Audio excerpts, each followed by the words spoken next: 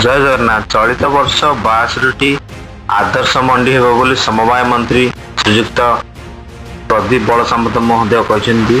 चाषी मान गोटे छात तले पिंडी शस्य सुखाइबा प्लाटफर्म डिजिटाल ओजन यंत्र पानीय जल गोदाम एकीकृत पैक हाउस माध्यम उत्पादन ग्रेडिंग पैकिंग मेसीन संरक्षण व्यवस्था जोगाई देवाई राज्य सरकार आदर्श मंडी गठन कर प्रथम पर्यायर 38टी आदर्श मंडी करने को कैबिनेट अनुमोदन मिली।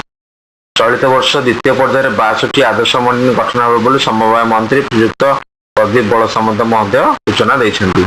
आज विधानसभा समवाय विभाग खर्च दाबी आलोचना उत्तर रखी मंत्री कहते समवाय बैंक और पैक्स गुड़िक ऋण अधिग्रहण क्षमता वृद्धि पाई राज्य सरकार अंशधन बाबद 2026-27 वर्ष 100 कोटी टंकार व्ययबराद कर राज्य में आसंता 2 वर्ष मध्य 4 लाख मेट्रिक टन क्षमता विशिष्ट पन्यागार निर्माण करने को लक्ष्य धार्य कर समवाय चीनी गुड़िकर कैचमेंट एरिया बा चाष होता अंचल आखु चाष को प्रोत्साहन देवाई 5 कोटी टंका रखा समवाय समिति मान कार्यदक्षता वृद्धि स्वच्छता आने 2710 पैक्स लैंप्स को कंप्यूटरकरण कर 2629टी पूर्ण कार्यक्रम अच्छी।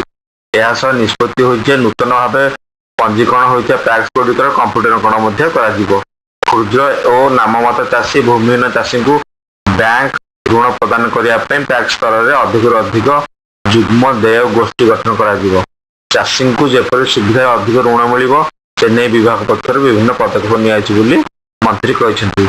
यह हूँ 26 मार्च 2026 तारिख कतरकट।